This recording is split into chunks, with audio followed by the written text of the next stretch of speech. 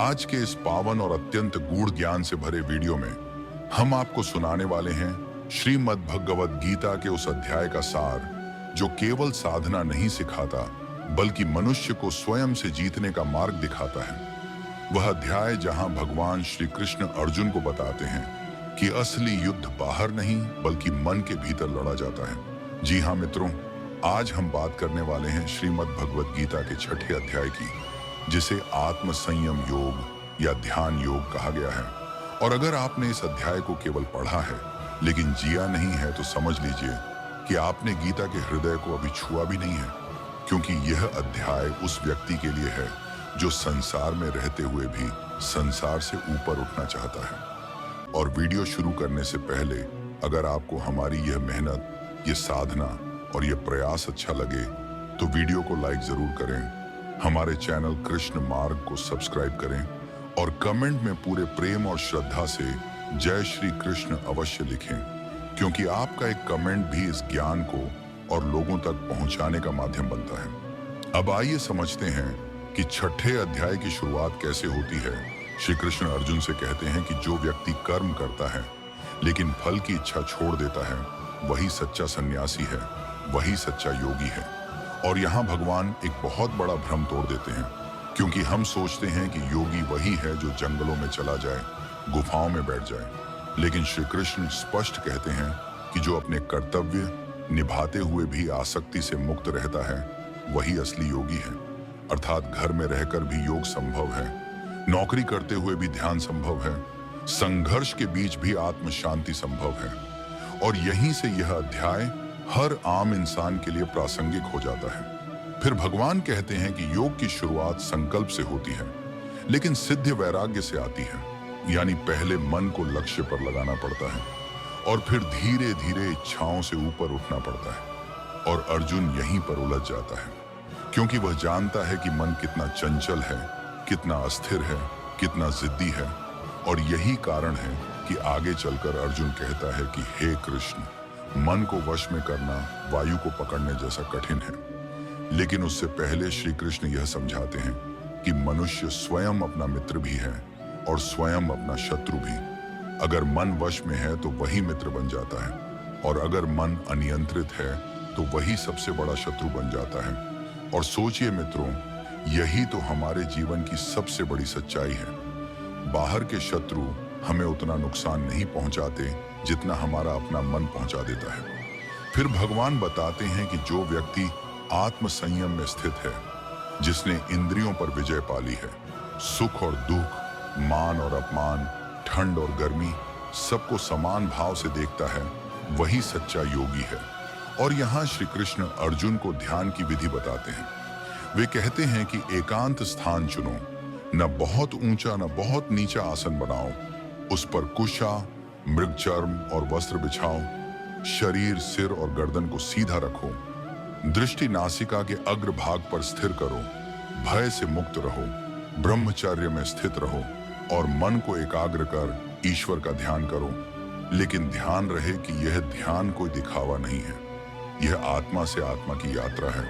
और भगवान स्पष्ट चेतावनी भी देते हैं कि योग न तो अत्यधिक खाने से सिद्ध होता है, न बिल्कुल न खाने से, न बहुत सोने से और न ही बिल्कुल न सोने से। अर्थात संतुलन ही योग है, एक्सट्रीम्स नहीं। फिर श्री कृष्ण बताते हैं कि अभ्यास और वैराग्य से ही मन को वश में किया जा सकता है। और यहीं अर्जुन का वह प्रसिद्ध प्रश्न आता है जहां वह कहता है कि हे कृष्ण, अगर कोई श्रद्धा से योग का अभ्यास करता है लेकिन अंत में सिद्धि प्राप्त नहीं कर पाता तो उसका क्या होता है? क्या वह दोनों ओर से नष्ट हो जाता है? और मित्रों, यही प्रश्न आज हर साधक के मन में है, और श्री कृष्ण का उत्तर इतना करुणामय है कि आंखें भर आती हैं। वे कहते हैं कि हे अर्जुन, जो कल्याण के मार्ग पर चलता है उसका कभी विनाश नहीं होता। ऐसा व्यक्ति अगले जन्म में या तो पुण्यवानों के घर जन्म लेता है या फिर योगियों के घर, और वहीं से वह अपनी साधना को आगे बढ़ाता है। और यही श्री कृष्ण का आश्वासन है कि कोई भी सच्चा प्रयास व्यर्थ नहीं जाता, चाहे परिणाम तुरंत न दिखे। और अध्याय के अंत में श्री कृष्ण यह कहते हैं कि सभी योगियों में श्रेष्ठ वही है जो श्रद्धा से मेरे में स्थित होकर मेरा भजन करता है। अर्थात ध्यान का अंतिम लक्ष्य ईश्वर से जुड़ना है। और मित्रों, यही छठे अध्याय का मूल संदेश है कि आत्म संयम, ध्यान, संतुलन और ईश्वर समर्पण के बिना जीवन अधूरा है। श्रीमद् भगवद गीता के छठे अध्याय में आगे श्री कृष्ण अर्जुन को यह गहराई से समझाते हैं कि मनुष्य का सबसे बड़ा मित्र और सबसे बड़ा शत्रु उसका अपना मन ही होता है, क्योंकि जिसने मन को जीत लिया उसने संसार को जीत लिया, और जिसने मन से हार मान ली वह सब कुछ होते हुए भी भीतर से खाली रह जाता है। भगवान कहते हैं कि जो व्यक्ति आत्म संयम में स्थित है, जिसकी इंद्रियां वश में हैं, जो सुख दुख, लाभ हानि, मान अपमान, शीतोष्ण को समान दृष्टि से देखता है, वही वास्तव में योग में स्थित है। क्योंकि ऐसा व्यक्ति बाहरी परिस्थितियों से विचलित नहीं होता। फिर श्री कृष्ण ध्यान की अवस्था को और स्पष्ट करते हुए बताते हैं कि योगी को एकांत में शुद्ध स्थान पर स्थिर आसन पर बैठकर शरीर, गर्दन और मस्तक को सीधा रखकर दृष्टि को संयमित करते हुए मन को एकाग्र कर आत्मा का चिंतन करना चाहिए। लेकिन साथ ही वे यह भी कहते हैं कि योग किसी अतिवाद का नाम नहीं है। न अधिक खाने से योग सिद्ध होता है, न बिल्कुल न खाने से, न अधिक सोने से और न बिल्कुल न सोने से, बल्कि जो आहार, निद्रा, कर्म और विश्राम में संतुलन रखता है वही योग के मार्ग पर आगे बढ़ सकता है। क्योंकि असंतुलन मन को और अधिक चंचल बना देता है। इसके बाद श्री कृष्ण उस अवस्था का वर्णन करते हैं जहां मन पूर्णतः शांत हो जाता है, जहां साधक आत्मा में स्थित होकर परम आनंद का अनुभव करता है, जहां वह इंद्रियों से परे उस सुख को प्राप्त करता है जो कभी नष्ट नहीं होता। और उस अवस्था में पहुंचने के बाद वह बड़े से बड़े दुख से भी विचलित नहीं होता, क्योंकि उसका आधार बाहरी संसार नहीं बल्कि आत्मा बन जाती है। फिर अर्जुन अपनी शंका प्रकट करता है और कहता है कि हे कृष्ण, यह मन तो अत्यंत चंचल, प्रमथनशील, बलवान और दृढ़ है। इसे वश में करना वायु को वश में करने जैसा कठिन प्रतीत होता है। तब श्री कृष्ण अत्यंत करुणा से उत्तर देते हैं कि हे महाबाहो, निस्संदेह मन को नियंत्रित करना कठिन है, लेकिन अभ्यास और वैराग्य से यह संभव है। क्योंकि कोई भी वस्तु निरंतर अभ्यास से ही सिद्ध होती है। और यही भगवान ये स्पष्ट कर देते हैं कि योग केवल एक जन्म की साधना नहीं है, बल्कि यह आत्मा की यात्रा है। और जो व्यक्ति श्रद्धा से इस मार्ग पर चलता है उसका कभी नाश नहीं होता। ऐसा साधक यदि इस जन्म में सिद्धि प्राप्त न भी कर पाए तो अगले जन्म में वह वहीं से आगे बढ़ता है जहां से उसने छोड़ा था, क्योंकि पूर्व जन्म के संस्कार उसे स्वतः ही योग की ओर खींच लाते हैं। और अंत में श्री कृष्ण यह घोषित करते हैं कि सभी योगियों में श्रेष्ठ वही है जो श्रद्धा से मेरे में स्थित होकर मेरा भजन करता है, क्योंकि वही योग पूर्ण है जिसमें आत्मा और परमात्मा का मिलन हो जाता है। श्रीमद् भगवद गीता के छठे अध्याय में अब श्री कृष्ण अर्जुन को योग की उस गहराई में ले जाते हैं जहां साधना केवल एक अभ्यास नहीं रह जाती, बल्कि जीवन की स्वाभाविक अवस्था बन जाती है। भगवान बताते हैं कि जब मन पूर्ण रूप से वश में हो जाता है तब योगी की चेतना बाहरी विषयों से हटकर अंतर्मुखी हो जाती है और वह आत्मा में स्थित होकर उस परम शांति का अनुभव करता है जिसे शब्दों में बांधा नहीं जा सकता। यह वह अवस्था है जहां साधक न किसी वस्तु की इच्छा करता है, न किसी उपलब्धि का अहंकार रखता है, क्योंकि उसे भीतर ही भीतर वह पूर्णता मिल जाती है जिसकी तलाश में मनुष्य जन्मों से भटकता रहा है। श्री कृष्ण कहते हैं कि जिस प्रकार दीपक वायु रहित स्थान में बिना डगमगाए स्थिर रहता है, उसी प्रकार नियंत्रित मन वाला योगी आत्मा के ध्यान में अचल हो जाता है। और यही वह बिंदु है जहां ध्यान विचारों को दबाने की प्रक्रिया नहीं बल्कि विचारों के पार जाने का अनुभव बन जाता है। क्योंकि जब मन शांत होता है तब साधक को यह अनुभूति होती है कि वह शरीर नहीं है, वह मन नहीं है, वह चेतना है जो इन सबको देख रही है। और यही आत्म साक्षात्कार की पहली झलक है। इस अवस्था में पहुंचकर योगी उस आनंद को प्राप्त करता है जो इंद्रियों से उत्पन्न नहीं होता, जो परिस्थितियों पर निर्भर नहीं होता। और यही कारण है कि श्री कृष्ण कहते हैं कि यह परम सुख बुद्धिग्राह्य है और इंद्रियों से परे है, और जो इस सुख में स्थित हो जाता है वह फिर कभी सत्य से विचलित नहीं होता।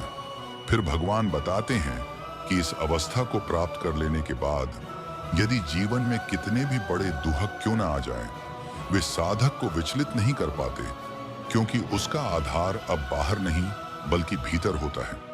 और यही वह स्थिति है जिसे श्री कृष्ण योग संयोग वियोग कहते हैं, अर्थात दुख से पूर्ण विच्छेद। इसके बाद भगवान अर्जुन को सावधान करते हैं कि यह अवस्था आलस्य से, प्रमाद से या अचानक नहीं आती। इसके लिए निरंतर अभ्यास, संयम और धैर्य आवश्यक है। मन जब जब विषयों की ओर दौड़े तब तब उसे वापस आत्मा की ओर लाना ही योग का अभ्यास है, और यह प्रक्रिया बार बार दोहराई जाती है, क्योंकि मन स्वभाव से चंचल है। और श्री कृष्ण यहाँ ये स्पष्ट कर देते हैं कि मन को जीतने का अर्थ मन को कुचलना नहीं बल्कि उसे समझकर प्रेम पूर्वक अनुशासित करना है। फिर भगवान समत्व की बात करते हैं और कहते हैं कि सच्चा योगी वही है जो अपने सुख को देखकर दूसरों के सुख को भी अपने जैसा ही माने, जो अपने दुख को समझकर दूसरों के दुख के प्रति भी संवेदनशील हो, क्योंकि जिसने स्वयं को सब में देख लिया और सबको स्वयं में देख लिया वही परम योग को प्राप्त करता है। और यही करुणा, यही संभव योग की परिपूर्णता का लक्षण है। इसके बाद श्री कृष्ण एक अत्यंत गूढ़ सत्य प्रकट करते हैं कि जो योगी मुझे सर्वत्र देखता है और सबको मुझ में देखता है, मैं उससे कभी अलग नहीं होता और वह मुझसे कभी अलग नहीं होता। अर्थात योग की अंतिम अवस्था भक्ति से जुड़ जाती है, क्योंकि जहां अहंकार समाप्त होता है वहीं ईश्वर का वास प्रारंभ होता है। और यही कारण है कि छठा अध्याय केवल ध्यान की तकनीक नहीं सिखाता बल्कि जीवन को देखने की दृष्टि बदल देता है। यह अध्याय सिखाता है कि बाहरी युद्धों से पहले आंतरिक युद्ध जीतना आवश्यक है, कि संसार को सुधारने से पहले स्वयं को साधना आवश्यक है, और कि मन की शांति ही सच्ची विजय है, क्योंकि जिस दिन मन शांत हो गया उस दिन जीवन स्वयं एक साधना बन जाता है। श्रीमद् भगवद गीता के छठे अध्याय में श्री कृष्ण यह स्पष्ट कर देते हैं कि योग कोई पलायन नहीं बल्कि पूर्ण जागरूकता की अवस्था है, जहां मनुष्य संसार में रहते हुए भी संसार से बंधा नहीं रहता। वे कहते हैं कि जिसने आत्मा को देख लिया वही सब कुछ देख चुका है, क्योंकि ऐसा योगी हर प्राणी में उसी परम चेतना का दर्शन करता है और किसी से द्वेष या भेद नहीं रखता। और जब मन इस संभाव में स्थिर हो जाता है तब व्यक्ति न कर्मों से बनता है और न उनके फलों से। यही कारण है कि श्री कृष्ण कहते हैं कि जो मुझे सब में और सबको मुझ में देखता है वह मुझसे कभी अलग नहीं होता। और यही योग की वह शांति है जहां जीवन की हर परिस्थिति साधना बन जाती है। श्रीमद् भगवद गीता के छठे अध्याय में अब श्री कृष्ण योग के उस अत्यंत सूक्ष्म और गहन पक्ष को उजागर करते हैं, जहां साधक का जीवन बाहरी नियमों से नहीं बल्कि आंतरिक अनुशासन से संचालित होने लगता है। भगवान बताते हैं कि जब मन पूर्ण रूप से शुद्ध हो जाता है तब योगी को न तो किसी वस्तु की लालसा रहती है और न ही किसी वस्तु का भय, क्योंकि उसका विश्वास परिस्थितियों में नहीं बल्कि आत्मा में स्थापित हो जाता है।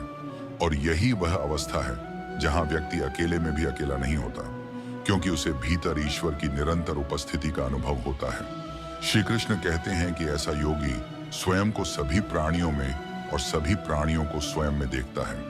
और यह केवल एक विचार नहीं बल्कि गहन अनुभूति होती है, क्योंकि जब अहंकार गल जाता है तब मैं और तू का भेद अपने आप समाप्त हो जाता है और यहीं से करुणा का जन्म होता है। वह करुणा जो किसी उपदेश से नहीं बल्कि आत्मज्ञान से उत्पन्न होती है। फिर भगवान स्पष्ट करते हैं कि जो योगी दूसरों के सुख दुख को अपने समान समझता है वही परम योग को प्राप्त करता है, क्योंकि ऐसा व्यक्ति किसी को हानि पहुंचाने की कल्पना भी नहीं कर सकता। और यही योग का सामाजिक स्वरूप है, जहां साधना केवल व्यक्तिगत मुक्ति तक सीमित नहीं रहती बल्कि समस्त मानवता के कल्याण का मार्ग बन जाती है। इसके बाद श्री कृष्ण ये बताते हैं कि योगी के लिए न कोई अपना होता है और न कोई पराया, क्योंकि उसकी दृष्टि समत्व में स्थित होती है।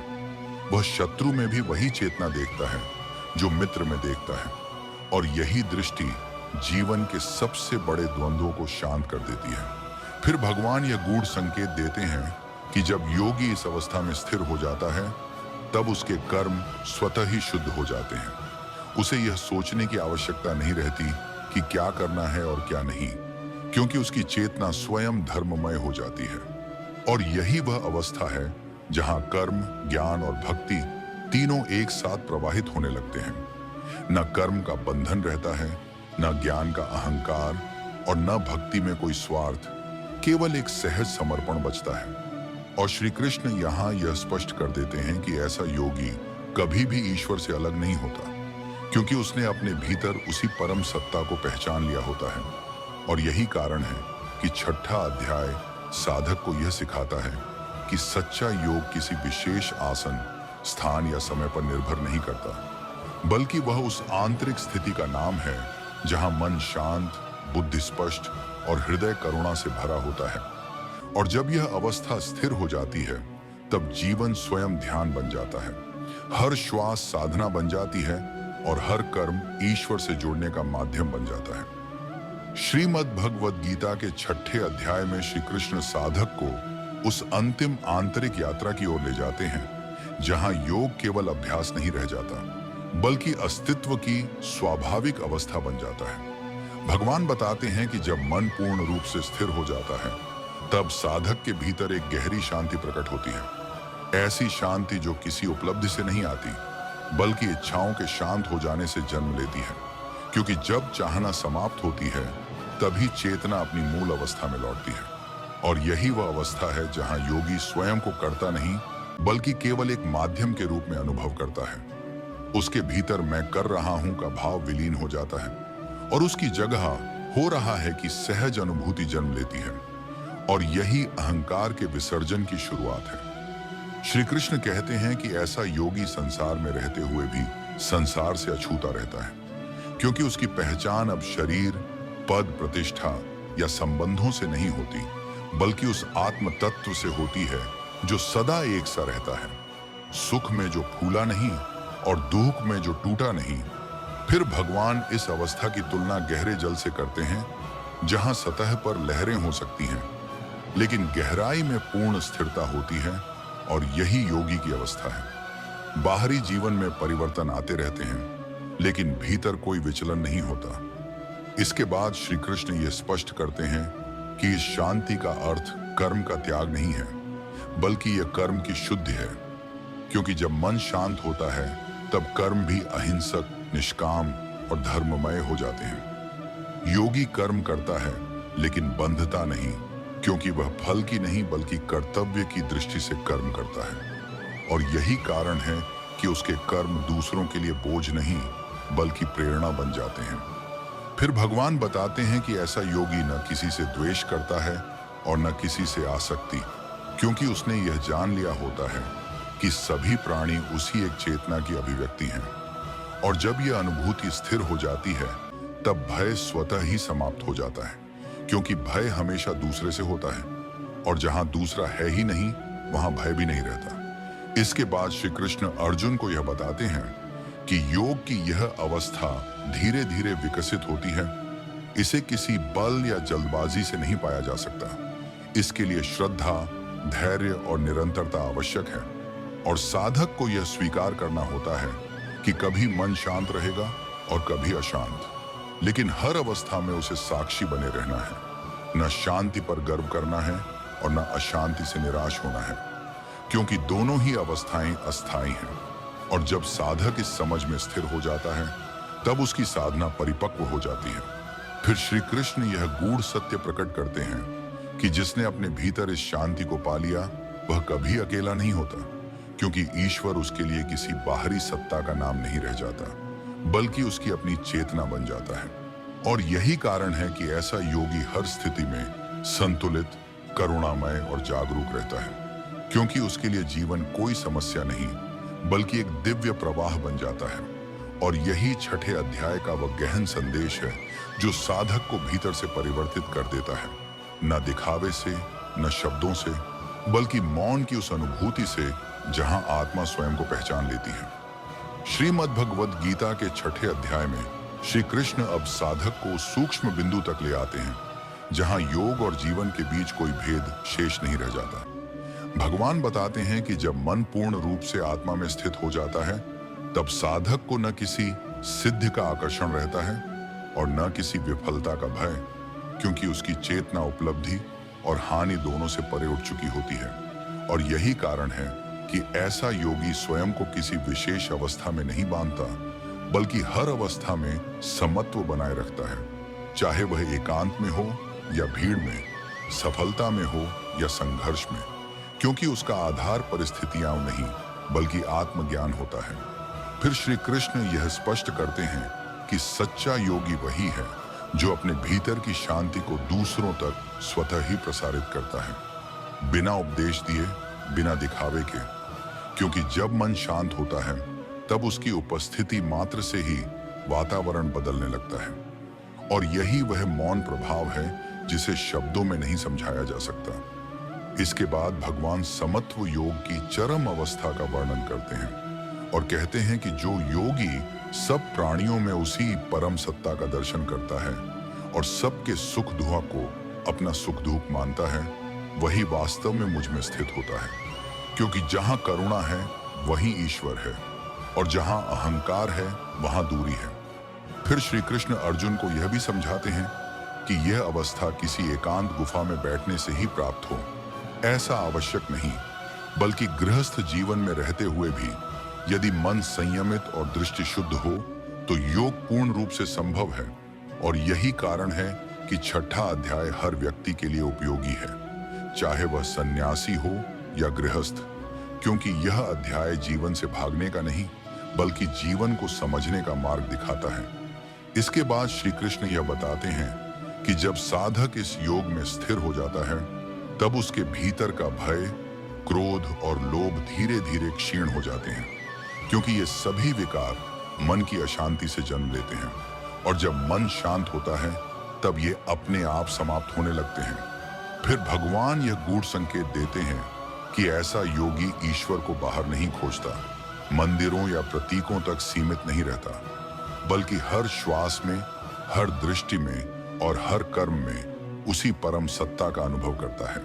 और यही वह स्थिति है जहां भक्ति किसी विधि की मोहताज नहीं रहती, बल्कि जीवन की सहज अभिव्यक्ति बन जाती है। और अंततः श्री कृष्ण यह स्पष्ट कर देते हैं कि जिसने इस योग को अपना लिया, उसके लिए संसार बंधन नहीं रह जाता, बल्कि साधना का क्षेत्र बन जाता है, क्योंकि उसके लिए हर अनुभव आत्मा को और अधिक जागृत करने का माध्यम बन जाता है। और यही छठे अध्याय का वह अंतिम गूढ़ संदेश है कि योग जीवन से अलग कोई मार्ग नहीं, बल्कि जीवन को पूर्ण रूप से जीने की कला है।